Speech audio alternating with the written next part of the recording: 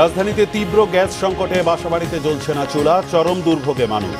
বিকল্প ব্যবস্থায় বাড়ছে সংসারের খরচও। দ্রুত কার্যকর সমাধান দাবি। টানা বৃষ্টি আর বন্যায় চট্টগ্রামে যোগাযোগ ব্যবস্থার ভঙ্গুর দশা।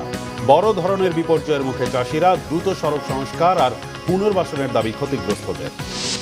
বন্ধ রয়েছে যুক্তরাষ্ট্র আর ইরানের পাল্টাপাল্টি হামলা। অস্ত্রের মজুদ কমে আসার খবর নাকচ ট্রাম্পের।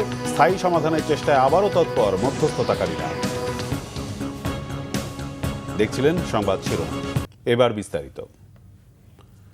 গ্যাস সংযোগ আছে, কিন্তু রান্নার সময় চুলায় মিলছে না গ্যাস। ফলে বাধ্য হয়ে কেউ ব্যবহার করছেন এলপিজি সিলিন্ডার, কেউ আবার বৈদ্যুতিক চুলা, কেউ মাটির চুলায় রান্না করছেন। রাজধানীর বিভিন্ন এলাকায় দীর্ঘদিনের এই সংকটে বাড়ছে ভোগান্তি, সেই সঙ্গে বাড়ছে সংসারের খরচও। প্রতিবেদন আসমা আক্তার নূপুরের, ক্যামেরায় ছিলেন পলাশ তালুকদার।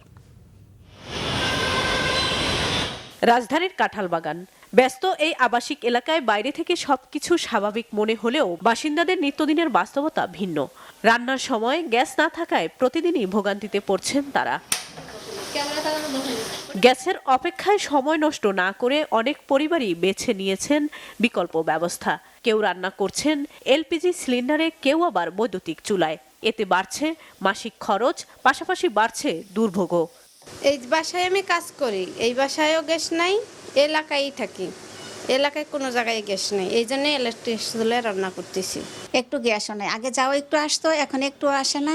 আমরা মাসে মাসে ঠিকই গ্যাসের বিল দিয়ে যাচ্ছি। কাঁঠালবাগান ঢাল এলাকায় এই বিল্ডিংয়ে প্রায় ৭০টির মতো পরিবার বসবাস করেন। এখানে তিতাস গ্যাসের লাইন সংযোগ থাকা সত্ত্বেও এখানকার পরিবারগুলো রান্নার জন্য ব্যবহার করেন কেউ এলপিজি গ্যাস, আবার কেউ ইলেকট্রিক চুলা। তবে প্রত্যেক মাসেই তারা সরকার নির্ধারিত গ্যাস বিল দিয়ে যাচ্ছেন।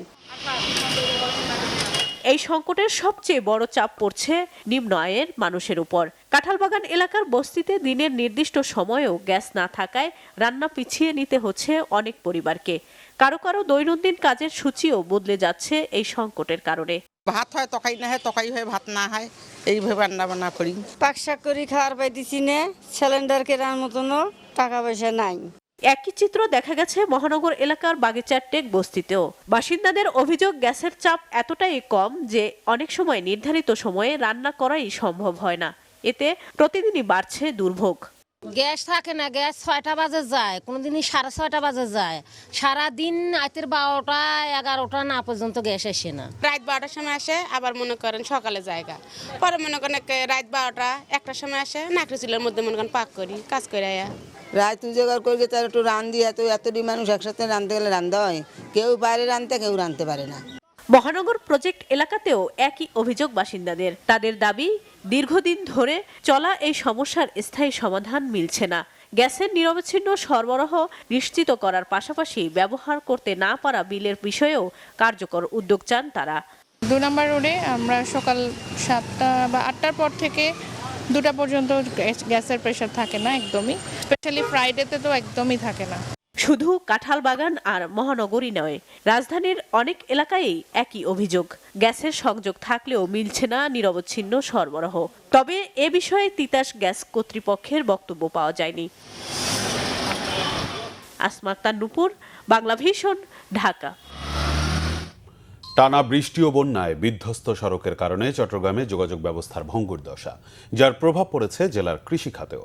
বড় ধরনের বিপর্যয়ের মুখে জেলার ভুক্তভোগী চাষিরা। ক্ষতি হয়েছে আউশ ও আমন ধানের বীজতলা আর গ্রীষ্মকালীন সবজির। সংকট কাটাতে দ্রুত সড়ক সংস্কারের পাশাপাশি পুনর্বাসনের দাবি ক্ষতিগ্রস্তদের। চট্টগ্রাম থেকে শাহেদা পিয়ার রিপোর্ট। দক্ষিণ চট্টগ্রামের সাতকানিয়া, লোহাগাড়া, বাঁশখালী ও চন্দনাইশ উপজেলার বিভিন্ন ইউনিয়নে গ্রামীণ সড়ক, কালভার্ট আর সংযোগ সড়কের সর্বনাশ করেছে এবারের টানা বৃষ্টি ও পাহাড়ি ঢল। সড়কে কোথাও কোথাও ছোট বড় গর্ত, আবার কোথাও ধসে গেছে রাস্তার একাংশ। আমাদের এই রোডটা কমসে কম 5 জায়গায় ভেঙে গেছে। আমরা সকাল পর্যন্ত এলাকার জনপ্রতিনিধি মেম্বার নিয়ে, এলাকার লোক নিয়ে এটা একটা সেতু মতো করে সকাল পর্যন্ত কাজ করে এই মাত্র শেষ করলাম। তো বেশি ভাঙছে, ভাঙার পরিমাণটা এত বেশি হয়েছে, এখানে নর্মালি চলাফেরা করা কষ্ট হয়ে যাচ্ছে। জন্য মানুষের দুর্ভোগ, বহন ক্ষমতা জায়গা থেকে অন্য জায়গায় যাওয়া, ত্রাণ সামগ্রী নেওয়া পর্যন্ত কষ্ট হচ্ছে। এতে যাতায়াতে দুর্ভোগ পোহাচ্ছেন এলাকাবাসী। চট্টগ্রামের 4 উপজেলার 211টি সড়কের মধ্যে ক্ষতিগ্রস্ত হয়েছে 145 কিলোমিটার। 30 কোটি টাকার মতো ক্ষতিগ্রস্ত আমাদের হয়েছে। তো এই ক্ষেত্রে আমরা এস্টিমেশনগুলো পর্যায়ক্রমে চলমান রেখেছি এবং যেসব রাস্তাগুলোতে আসলে কানেকশন না হলে অনেক বিশাল জায়গাতে আমাদের যোগাযোগ ব্যবস্থা বিচ্ছিন্ন হয়ে যাচ্ছে, ওগুলোতে আমরা কাজ শুরু করেছি। কৃষি বিভাগের তথ্য অনুযায়ী এই 4 উপজেলায় ক্ষয়ক্ষতি হয়েছে 8,649,000 হেক্টর জমি, টাকায় যার পরিমাণ প্রায় 197 কোটি 41 লাখ। এমন অবস্থায় একদিকে ঋণের টাকা শোধের চিন্তা, অন্যদিকে সংসার চালানোর দুশ্চিন্তা।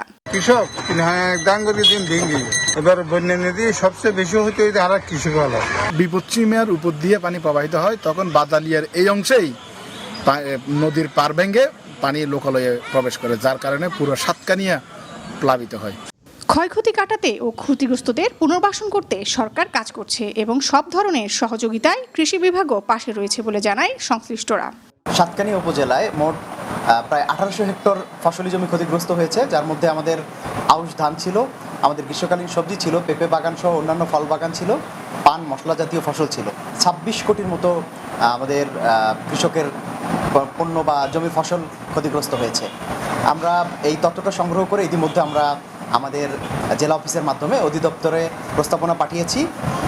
যদি কোনো প্রণোদনা আসে তাহলে অবশ্যই সেটা ক্ষতিগ্রস্ত কৃষকদের মধ্যে বিতরণ করা হবে। দ্রুত সড়ক সংস্কার ও কৃষকদের পুনর্বাসন কার্যক্রম শুরু করার দাবি ভুক্তভোগীদের। শাহিদা পিয়া, বাংলা ভিশন, চট্টগ্রাম। আন্তর্জাতিক প্রসঙ্গ। ইরানের সঙ্গে সংঘাতে যুক্তরাষ্ট্রের অস্ত্রের মজুদ কমে এসেছে এমন খবর প্রকাশের পর তা সরাসরি নাকচ করে দিয়েছেন মার্কিন প্রেসিডেন্ট ডোনাল্ড ট্রাম্প। মার্কিন প্রেসিডেন্টের দাবি, বিশ্বের যে কোনো দেশের তুলনায় যুক্তরাষ্ট্রের কাছে বেশি গোলাবারুদ এবং প্রয়োজনের চেয়েও বেশি অস্ত্র মজুদ আছে। মার্কিন সংবাদ মাধ্যম দ্য ওয়াল স্ট্রিট জার্নালকে দেয়া এক বিবৃতিতে এ দাবি করেন ডোনাল্ড ট্রাম্প। এর আগে হোয়াইট হাউসের এক বৈঠকে অস্ত্রের মজুদ কমে আসার বিষয়ে মার্কিন প্রেসিডেন্টকে সতর্ক করেছিলেন ভাইস প্রেসিডেন্ট জেডি ভ্যান্স ও জেনারেল ড্যান কেন। এদিকে যুক্তরাষ্ট্রের পর ইরান পাল্টা হামলা স্থগিত করায় নতুন করে শান্তি আলোচনার সুযোগ তৈরি হয়েছে। মধ্যস্থতাকারীদের মাধ্যমে তেহরান ও ওয়াশিংটন বার্তা আদান প্রদান করছে বলে জানিয়েছে ইরানের পররাষ্ট্র মন্ত্রণালয়। যুদ্ধ শেষ করার জন্য লেবানন সহ সব ফ্রন্টে হামলা বন্ধের শর্ত আবারও সামনে এনেছেন ইরানের সর্বোচ্চ নেতা মুস্তফা খামেনি। বলেছেন, যুক্তরাষ্ট্র আবারও হামলা চালালে তার যথাযথ জবাব দেওয়ার জন্য প্রস্তুত ইরান। এদিকে ইসরায়েলি বাহিনী ফিলিস্তিনের পশ্চিম তীরে দমনপীড়ন জোরদার করেছে। এই ছিল এখনকার মতো। পরের সংবাদ সকাল 11টায়। এছাড়া বাংলাভিশন সংবাদ ও সংবাদ সংশ্লিষ্ট অনুষ্ঠান দেখতে ভিজিট করুন www.bbnews24.com ও facebook.com/banglavishnnews এবং সাবস্ক্রাইব করুন youtube.com/banglavishnnews। ধন্যবাদ।